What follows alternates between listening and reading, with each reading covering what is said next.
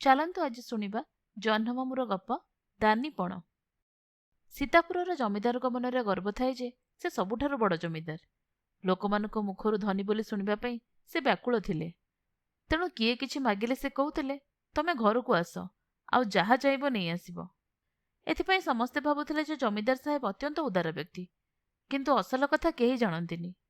କୌଣସି ବ୍ୟକ୍ତି କିଛି ମାଗିବା ପରେ ତାଙ୍କ ଘରକୁ ସେ ଡାକି ନିଅନ୍ତି, ଆଉ ତାକୁ ତର୍ଜନ କରି କୁହନ୍ତି, ଆବେ, ଏତେ ଲୋକଙ୍କ ସାମ୍ନାରେ କାହିଁକି ମତେ ମାଗିଲୁ? ମୁଁ କିଛି ଦେବି ନାହିଁ। ଆଉ ଖାଲି ହାତରେ ଏଠାରୁ ଫେରୁଛି ବୋଲି କେଉଁଠି କହିବୁ ତ ତୁ ଆଉ ଏ ଗାଁରେ ରହିପାରିବୁ ନାହିଁ। ସାବଧାନ। ବିଚରା ବ୍ୟକ୍ତିଟି ଏପରି ଶୁଣି ଘରକୁ ଚୁପଚାପ ଲେଉଟି ଆସେ, ଆଉ କାହାରି ଆଗରେ ଅସଲ କଥା ପ୍ରକାଶ କରେ ନାହିଁ।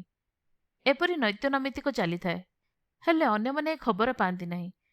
ତେଣୁ ଗ୍ରାମରେ ହେଉଥିବା ଉତ୍ସବରେ ତଥା ଅନ୍ୟ ମାଙ୍ଗଳିକ କାର୍ଯ୍ୟରେ ତାଙ୍କୁ ନିମନ୍ତ୍ରଣ କରି ଗ୍ରାମବାସୀମାନେ ବହୁତ ଆଦର ସମ୍ମାନ ଦେଖାଉଥିଲେ। ଦିନେ ଜମିଦାର ଗାଁରେ ଭଦ୍ରଲୋକଙ୍କ ସହିତ ମନ୍ଦିର ପ୍ରାଙ୍ଗଣରେ ବସିଛନ୍ତି। ଏହି ସମୟରେ ବିନୋଦ ନାମକର ଏକ ଗରିବ ଚାଷୀ ସେଠାରେ ପହଞ୍ଚି ନିଜର ଦାରିଦ୍ର୍ୟ ବିଷୟରେ କିଛି କହି ଜମିଦାରଙ୍କୁ ସାହାଯ୍ୟ ମାଗିଲା। ଜମିଦାର ତତ୍କ୍ଷଣାତ୍ ତା ପ୍ରତି ଖୁବ୍ ସହାନୁଭୂତି ଦେଖାଇ କହିଲେ, ଆରେ ବିନୋଦ, ତୁ ଏତେ କଷ୍ଟରେ ପଡ଼ିଛୁ, ଆଗରୁ କାହିଁକି ମୋତେ କିଛି କହିନାହୁଁ? ତୁ ସନ୍ଧ୍ୟାବେଳକୁ ଆମ ଘରକୁ ଆସିବୁ। ମୁଁ ଗୋଟେ ଦୁଧିଆଳି ମଇଁଷି ତତେ ଦେବି। ଜମିଦାରଙ୍କ କଥାରେ ବିନୋଦ ତଥା ଅନ୍ୟମାନେ ଖୁବ୍ ଖୁସି ହେଲେ। ସେଦିନ ସନ୍ଧ୍ୟାରେ ବିନୋଦ ଯାଇ ଜମିଦାରଙ୍କ ଘରେ ପହଞ୍ଚିବା ମାତ୍ରେ ଜମିଦାର ଆଖି ଲାଲ କରି କହିଲେ, ଆବେ, ତୋର ଦାରିଦ୍ର୍ୟ କଥା କହିବାକୁ ମନ୍ଦିର ପାଖକୁ ଯିବା ପାଇଁ ତତେ କିଏ କହିଥିଲା? ଘରକୁ ଆସି ମାଗିଥିଲେ କିଛି ନା କିଛି ତ ପାଇଥାନ୍ତୁ। କ'ଣ ଦୁଧିଆଳି ମଇଁଷିଟା ଦେଲା ଭଳି ଦାନିକର୍ଣ୍ଣ ହୋଇ ମୁଁ ଏଠାରେ ବସିଛି?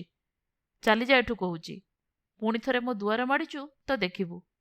ଆଉ ଯଦି ଏକଥା ବାହାରେ ପ୍ରକାଶ କରୁ ତ ତୋ ଚମଡ଼ା ଉତାରି ଦେବି, ବୁଝିଲୁ? ଯେଉଁ ଜମିଦାର ଆଗରୁ ଦାନ ଦେବାକୁ କହିଥିଲେ, ସେ ଏପରି କଥା କହିବାରୁ ବିନୋଦକୁ ବହୁତ ଅପମାନ ଲାଗିଲା। ସେ କଥାଟା ଭଲ ଭାବରେ ବୁଝିବା ପାଇଁ କ୍ଷଣକାଳ ସେଠି ସେମିତି ଠିଆ ହୋଇ ରହିଲା। ପରେ ମୁଣ୍ଡ ତଳକୁ କରି ଧୀରେ ଧୀରେ ସେଠାରୁ ପ୍ରସ୍ଥାନ କଲା। ସେ ଟିକେ ସ୍ୱାଭିମାନୀ ଥିଲା। ତେଣୁ ଯାଉ ଯାଉ ଭାବିଲା, ଜମିଦାର ନିଜ କଥାକୁ ତ ରଖିଲେ ନାହିଁ, ଓଲଟା ତାକୁ ଅପମାନ ଦେଲେ। ସବୁ ଘଟଣା ଶୁଣି ବିନୋଦର ସ୍ତ୍ରୀ କହିଲା, ଶୁଣ, ଜମିଦାରଙ୍କର ଏହା ହିଁ ଅସଲ ରୂପ। ତାଙ୍କ ପାପ ତାଙ୍କୁ ଲାଗିବ, ତମେ କାହିଁକି ଚିନ୍ତା କରୁଛ? କିଛି ସମୟ ଚିନ୍ତା କରିବା ପରେ ବିନୋଦ କହିଲା, ମୁଁ ଏକଥା କେବେ ଭାବି ନଥିଲି କି ଜମିଦାରଙ୍କ ଦୁଧିଆଳି ମଇଁଷି ମୋତେ ମିଳିଗଲେ ଆମର ଏତେ ଦିନର ଦାରିଦ୍ର୍ୟ ଘୁଞ୍ଚିଯିବ। କିନ୍ତୁ ଦାନ ଦେବା ତ ଦୂରର କଥା, ଓଲଟା ସେ ମୋର ଅପମାନ କଲେ। ସେଥିପାଇଁ ତାଙ୍କୁ ଏକ ଉଚିତ ଶିକ୍ଷା ଦେବାକୁ ହବ। ପରଦିନ ସନ୍ଧ୍ୟାକୁ ବିନୋଦ ଜମିଦାରଙ୍କ ମଇଁଷି ଗୋଠରେ ପହଞ୍ଚିଲା। ଦୁଇଟି ଭଲ ଦୁଧିଆଳି ମଇଁଷି ଧରି ମନ୍ଦିର ପାଖରେ ପହଞ୍ଚିଲା। ସେତେବେଳେ ଜମିଦାର ଗ୍ରାମରେ ଅନ୍ୟାନ୍ୟ ଭଦ୍ରବ୍ୟକ୍ତିଙ୍କ ଗହଣରେ ମନ୍ଦିର ପ୍ରାଙ୍ଗଣରେ ବିରାଜମାନ। ଠିକ୍ ସେହି ସମୟରେ ଜମିଦାରଙ୍କ ଚାକର ଆସି ଦୌଡ଼ି ଦୌଡ଼ି ସେଠାରେ ପହଞ୍ଚି କହିଲା ଯେ ବିନୋଦ ଦୁଇଟି ଭଲ ମଇଁଷି ଚୋରି କରି ନେଇଯାଉଛି।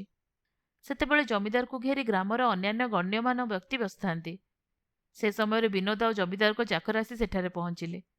ବିନୋଦ ଜମିଦାରକୁ ପ୍ରଣାମ କରି କହିଲା, ବାବୁ, ଆପଣ ବହୁତ ଦୟାକରି ଯେଉଁ ମଇଁଷି ଦୁଇଟି ମୋତେ ଦେଇଛନ୍ତି, ସେ କଥା ନ ଜାଣି ଆପଣଙ୍କ ଚାକର ମୋତେ ଚୋର ବୋଲି କହୁଛି। ମୁଁ ଏକଥା ଆପଣଙ୍କୁ କହିବାକୁ ଆସିଛି। ଆପଣ ଗତକାଲି ସନ୍ଧ୍ୟାରେ ମୋତେ ଦୁଇଟି ଦୁଧିଆଳି ମଇଁଷି ଦାନ କରିନଥିଲେ? ଜମିଦାରଙ୍କ ମୁହଁ ବନ୍ଦ ହୋଇଗଲା ପରି ଲାଗିଲା।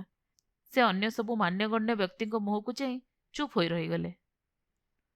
ଆପଣମାନେ ଶୁଣୁଥିଲେ ଜହ୍ନମାମୁଁର ଗପ ଦାନିପଣ।